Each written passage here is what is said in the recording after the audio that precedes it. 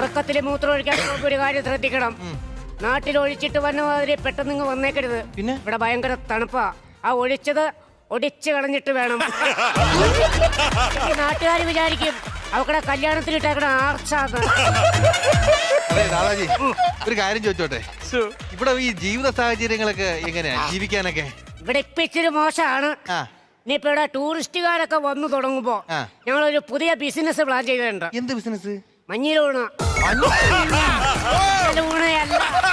മഞ്ഞിലൂണ്. വീട്ടിലൂണെന്നല്ലേ? അത് നാട്ടില്. ഇവിടെ എവിടെ നോക്കിയാലും മഞ്ഞിരുന്നല്ലേ വെട്ടി വിഴുങ്ങണത്.